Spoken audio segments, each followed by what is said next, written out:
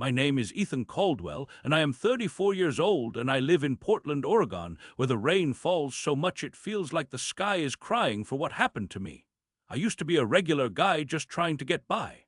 I worked as a bike mechanic at a small shop called Pedal Pushers near the east side of the city. I liked my job. There was something honest about fixing bikes. You could see the problem, you could fix it, and when you were done the wheels spun true and the brakes worked and the rider could pedal off with a smile. Life wasn't always that simple, but at least in my shop it felt that way. I lived in a small one-bedroom apartment above a Thai restaurant. The smell of lemongrass and chili oil drifted up through the floorboards and kept me company on quiet nights. I had a cat named Baxter who slept on my chest every night like a furry paperweight, and I liked that too. I wasn't rich, I wasn't famous, but I was happy. Or at least I thought I was until my world got flipped upside down by a man named Derek Langston. Derek was my landlord. He owned the building where I rented my apartment. He wasn't always a bad guy. At least not at first. When I moved in 2 years ago, he seemed nice enough.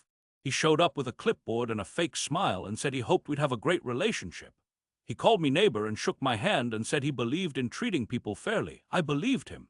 I paid my rent on time every single month. Never late, never short. I kept the place clean. I didn't make noise. I didn't throw parties. I was the kind of tenant every landlord dreams of. At least I thought I was. But then things changed. Derek started changing. He raised my rent 6 months ago by $200 and said it was because of inflation. I groaned, but I paid it. Then he started showing up unannounced. Not to fix things. No, he'd just stand at my door with his hands in his pockets like he was inspecting the premises. He'd walk around my kitchen like he owned it, which technically he did, but still it felt wrong. He'd open my cabinets and look inside like he was searching for something. One time he opened my fridge and stared at my leftovers like he was judging my diet.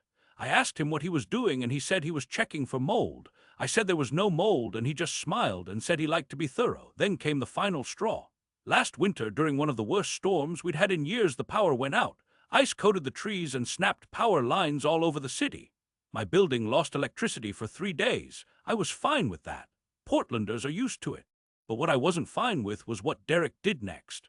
On the second day of the outage, I knocked on his door because my pipes were freezing. My bathroom sink had cracked and water was seeping into the floor. I needed him to turn on the backup generator he had in the basement. He told me he didn't have one. I knew he was lying because I'd seen it myself when I was helping him carry a sofa down there last summer. I reminded him and he just shrugged and said it was broken. I begged him to fix my pipes before they burst, and he said he'd get to it when he could. That night the pipe in my wall burst and flooded my bathroom and half my bedroom. I lost my mattress, my tools, my winter coat, all ruined. I called him first thing in the morning and he said he'd send someone. 5 days passed. No one came. I called again and again and he stopped answering. I finally hired a plumber myself and paid $800 out of my own pocket to stop the leak and dry the wall. When I showed him the receipt and asked for reimbursement, he laughed in my face and said tenants caused their own problems and I should have known better than to live on the top floor. That's when I knew. Derek wasn't just a bad landlord, he was a monster, and he thought I was powerless, but I was. I may not have had money or connections, but I had something better. I had patience and a plan. My first attempt to fight back was small. I figured if I couldn't beat him with rules, I'd beat him with paperwork. I wrote a formal complaint to the City Housing Authority. I included photos of the water damage. I listed every time he'd entered my apartment without notice. I cited the Oregon landlord-tenant laws I'd spent nights reading online. I sent it certified mail and waited. 2 weeks later, I got a response. The city said they'd investigate and sent an inspector. The inspector came by and saw the drywall I'd had to patch. He saw the mold starting to grow in the corner. He wrote a report and told Derek he had 30 days to fix the issues or face fines. I felt good. For the first time in months, I felt like justice might actually happen. But then Derek found out it was me who filed the complaint. I don't know how. Maybe the inspector mentioned my name. Maybe one of the neighbors talked. But he stormed up to my door that night, red-faced and pointing his finger in my face. He said if I ever pulled a stunt like that again, he'd evict me so fast I wouldn't know what hit me. He said the lease had a clause about disruptive tenants and he could use it any time he wanted. I didn't believe him, but the fear crept in. What if he did? I didn't have family here. I didn't have a lot saved up. Starting over wouldn't be easy, so I backed off. I stayed quiet. I paid my rent. I kept my head down, but inside I was boiling. I wasn't going to let him win. Not like this. My second attempt was sneakier. I decided to hit him where it hurt most, his reputation. Derek wasn't just my landlord. He owned 3 other buildings in the neighborhood. He liked to brag about being a real estate success story. He even had flyers around town that said Langston Properties, quality living for Portlanders. I thought if people knew what he was really like, they wouldn't rent from him, so I created a website. I called it rentersexposed.com. I made it look official with fake testimonials and inspector ratings. Then I filled it with real stories, not just mine. I started asking other tenants in his buildings if they'd had problems. At first, no one would talk. They were scared like I was, but then I found Maria, who lived in the building on 32nd. She said her stove hadn't worked in 8 months and Derek refused to fix it. Then there was James in the basement unit, who said his heat only worked when it felt like it, and Derek told him to wear a sweater. I collected their stories and put them on the site with photos and dates. I even added a section where people could submit anonymous complaints. Within a week, the site had hundreds of views. A local blogger wrote about it.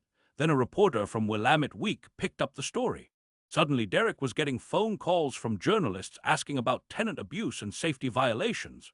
I thought this was it. He'd have to fix things. He'd have to answer for what he'd done. But instead, he doubled down. He started raising rents on everyone. He served eviction notices to Maria and James, saying they were violating lease terms. He claimed Maria had unauthorized appliances. He claimed James had sublet his room. Neither was true, but they were afraid and they moved out. Then Derek hired a lawyer and sent a cease and desist letter to the website claiming it was defamation. I had to take it down. He won again, and I felt lower than ever. Sitting in my apartment with damp walls and a broken spirit, I thought about giving up. Maybe he was too powerful. Maybe I was just one guy with a busted fridge and a sad cat. But then I remembered something my dad told me when I was a kid. He said, "Ethan, most people think revenge is loud and violent, but the best revenge is quiet and patient. It's the kind that doesn't show up right away. It's the kind that grows in the dark until one day the thing they value most just falls apart." At the time, I didn't understand. Now I did. I wasn't going to fight Derek with noise or anger. I was going to destroy him with silence, with time, with invisibility. And that's when my real plan started. I began watching him. Not in a creepy way, but in a careful, deliberate way. I wanted to know his habits, his routines, his weak spots. I noticed he always went to the same coffee shop every morning at 7:15. He always wore the same navy blue jacket. He always paid in cash and left a $2 tip. I noticed he checked his mailbox every Tuesday and Thursday at noon. I noticed he had a key ring with a silver fob that said Master on it. I followed him once from a distance and saw him go to a storage unit on the edge of town. I didn't know what was inside, but I could guess. Maybe old furniture, maybe records, maybe things he didn't want anyone to see. I took pictures, not of him, but of the places he went, the locks he used, the way he held his keys. I didn't do anything yet. I just collected, like a spider spinning its web one thread at a time. Then I found my opening. It was a Thursday. Rain was falling hard. Derek left his building in a hurry with his umbrella and didn't close his office door all the way. I was coming back from work and saw it, just a crack. My heart pounded. I looked around. No one was there. I walked in like I belonged. His office was small with a desk and filing cabinets and a safe in the corner. I didn't touch the safe. I didn't open drawers. I just looked. And then I saw it. On his desk was a stack of envelopes, rent receipts, and on top was a key, not just any key. It was a small silver key with a black plastic top. It looked familiar. Then I remembered. It was the same kind of key used for those storage units I'd seen him go to. I didn't take it. I didn't even pick it up. I just took out my phone and took a photo of it. Then I left. That night I searched online for the storage facility. It was called Northwest Secure Storage. I called them the next day pretending to be Derek's assistant. I said he'd lost his key and needed a replacement. The woman on the phone said they could make a new one, but he'd have to come in with ID and pay a fee. I thanked her and hung up. But I now knew the unit number, 114, and I knew they kept spare keys on file. All I needed was to get into that storage unit, and I knew how. I waited 3 weeks. I watched Derek. He never changed his routine. Every Tuesday and Thursday at noon, he went to check his mailbox. It was always the same.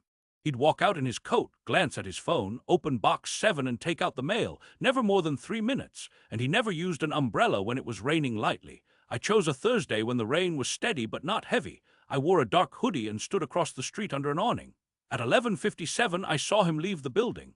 I waited until he turned the corner, then I sprinted across the wet pavement. I had 30 seconds, maybe less. Mailboxes were outdoors in a row by the sidewalk. I found box 7. I pulled out the tool I'd made. It was a thin piece of spring steel I'd de-bent into a hook. I slid it into the lock and jiggled it the way I'd learned from a video online. It took 6 seconds. The lock clicked open. Inside were 3 envelopes and a small stack of flyers. I grabbed them and shoved them into my coat. I closed the box and relocked it with the tool. Then I ran. I didn't stop until I was 2 blocks away. My hands were shaking. My heart felt like it would burst, but I had it. I had his mail. And in one of the envelopes was a bill from Northwest Secure Storage for Unit 114, overdue, $62, and attached was a receipt that said key override request processed. My blood went cold. He'd requested a spare key, which meant the master key on his ring wasn't the only one, which meant I could get inside, but I had to move fast. If he paid the bill, they might cancel the override. I went home and printed a fake ID. I used an old photo of myself and changed the name to Eric Langston. I added a fake address. I printed it on glossy cardstock and laminated it with tape. It wasn't perfect, but it was good enough for a quick glance. The next morning I drove to the storage facility. I wore a baseball cap and sunglasses. I walked in like I owned the place. The woman at the desk looked up. I said, "Hi, I'm here to access my unit. I lost my key and requested an override." She asked for ID. I handed her the fake one. She looked at it, looked at me, compared the photo. Then she nodded and said, "Sign here, please." I signed. She handed me a temporary key and gave me directions to Unit 114. I walked down the row of metal doors until I found it. I put the key in. It turned. I opened the door. Inside was not what I expected. It wasn't boxes of paperwork or old furniture. It was filled with bicycles, dozens of them, all high-end, Trek, Specialized, Santa Cruz, all in perfect condition, some still in plastic, all with the serial numbers scratched off. My breath caught. I knew these bikes. I'd seen them before, on a local news segment about bike thefts in Portland. Over 200 bikes stolen from racks and garages in the past year. Police had no leads, but now I knew. Derek was the thief. He was stealing bikes and storing them here until he could sell them overseas or to dealers who didn't ask questions. This wasn't just greed, this was crime, and I had proof. I took out my phone and recorded everything. I walked up and down the rows panning over the bikes. I zoomed in on the scratched serial numbers. I filmed the door number. I even filmed the sign outside that said Northwest Secure Storage. Then I left. I didn't take anything. I didn't touch anything. I just walked out and handed the key back and said, "Thanks, everything's good." The woman smiled and waved. I drove home with my hands steady for the first time in months. I had him, and I wasn't going to use it right away. I was going to wait. I was going to let him keep living his life like nothing was wrong, because the best revenge isn't fast, it's slow, it's patient. It's letting them think they've won until the floor collapses beneath them. I waited 2 weeks. During that time, Derek raised my rent again. He said the city was imposing new fees and he had to pass them on. I paid it. I didn't complain. I smiled and handed him the check. I even thanked him for keeping the building nice. He looked surprised, then smug. He patted my shoulder and said, "See, that's the attitude I like." I nodded and went upstairs. Inside, I was screaming, but I kept my face calm. My time was coming. I sent the video to 5 different people: the Portland Bureau of Transportation, the police tip line, the district attorney's office, a local news station, and a bike advocacy group called Chain Free PDX. I didn't call, I didn't sign my name. I just uploaded the video and sent it with a message that said, "Check Unit 114 at Northwest Secure Storage. You'll find the stolen bikes from the East Side theft ring." Then I waited. 3 days later, the news broke.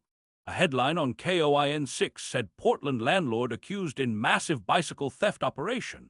They showed footage of police and city officials opening the unit. They showed the rows of bikes. They showed the scratched serial numbers. They interviewed bike owners who reported thefts. Some cried. One man said his bike was a gift from his late father.